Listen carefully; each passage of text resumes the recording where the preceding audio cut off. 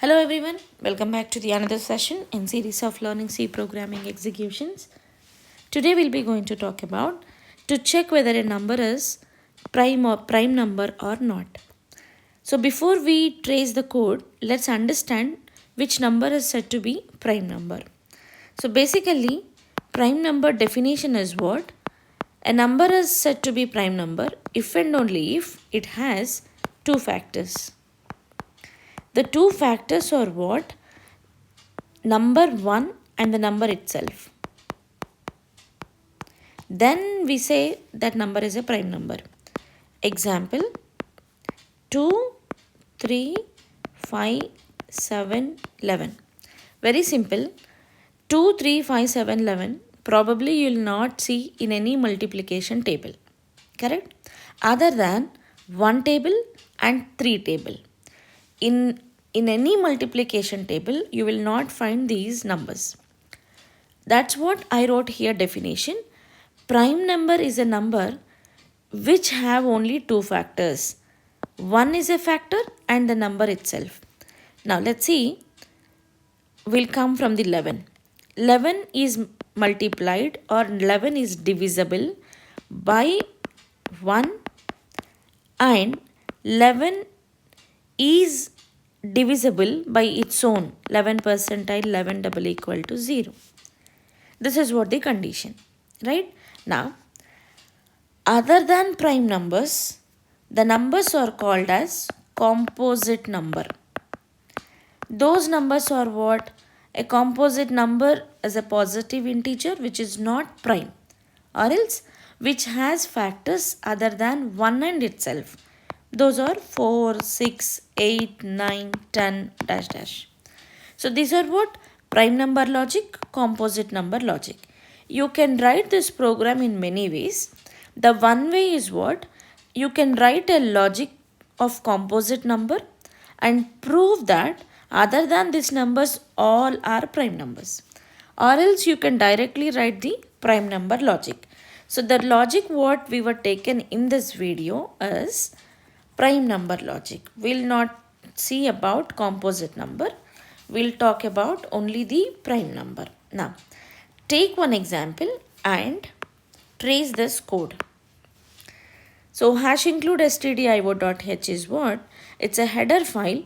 The name of this is what? Standard input output header file. A file basically consisting of several functions. So I'm going to include standard input and output functions which are included into this header file. That's what I'm writing into every program. Into main. Main is a function, user defined function where it is giving me space to write my own code. Now I just begin the C program. Into n comma I. N is what? A number which I wanted to check whether it is prime or not. Now n number. It's a memory. In memory, when you have declaration part, memory will be allocated. Compiler will allocate a memory or memory will get allocated for variable n. For variable I, when you declare into integer, both the variables will get allocated in the memory. Now, so the next statement is what? Printf enter an integer. It will be printed on the output screen. Scanf percentile address of n. Now I'm just entering the value of n. Let's say that value is 7. It's your wish to check a number is prime, correct? So I have taken 7 as my example. Int count equal to 0. The reason to take count value is what? If count value exceeds to 2, it should be actually only 2, right? According to the prime number definition, when the number is divisible by the number and the 1, if the number is divisible by number 1 and the number itself, then it is called as a prime number. This is what the logic, correct? Now, the count is what? It should be divisible by that number itself, count 1. It should be divisible by 1 also, count 2. So, you are expecting count value 2 to say the number is prime. So, initially we were putting count equal to 0. Now, come down. This condition is what? A very important one. prime number will check from 1 to the number. If I wanted to check whether 3 is a prime or not, then I have to check 3 from 1 to 3. That means I should write a condition n percentile 1 equal to 0, that 3 percentile 1, 3 percentile 2 double equal to 0, 3 percentile 3 double equal to 0. I should check in this way. If 3 percentile 1 double equal to 0, if condition is true, then count value increases by 1. 3 percentile double equal to 0. If condition true, then count equal to 1. If 3 percentile 3 double equal to 0, if it is true, if count equal to 1. In these three cases, when it will be true, for this case it will be true, for this case it will be true, correct? So that means count value, it change from 0 to 1 when it is true, from 1 to 2 when it is again true. So when count value is 2, then we say the number is prime. Now, so in our example, we were taken number as what? 7. I wanted to check whether 7 is prime or not. Now let's trace the code. I is equal to, initially we started with 1.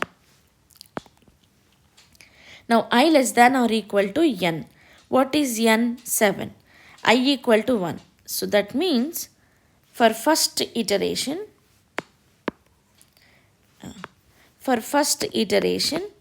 I value is what? 1. I is less than or equal to n. 1 is less than or equal to 7. Condition true. When condition true will come inside. What is there inside? If n percentile I. N is what? 7. Percentile. I is what? 1. 1 double equal to 0. Condition is true. When condition is true, we'll increase the count value by 1. So count initially it is 0 and it will be incremented to 1. Now we'll check 7 percentile 2 double equal to 0. No, it is false. 7 percentile 3 double equal to 0. No, it is false. 4, 5, 6, 7. Again for 7 it will be true. When it will be true, we'll enter inside to increase the count value. When the count value is 1, we'll repeat this loop. When this condition we evaluate, we'll come down here and we'll repeat this loop. Fine.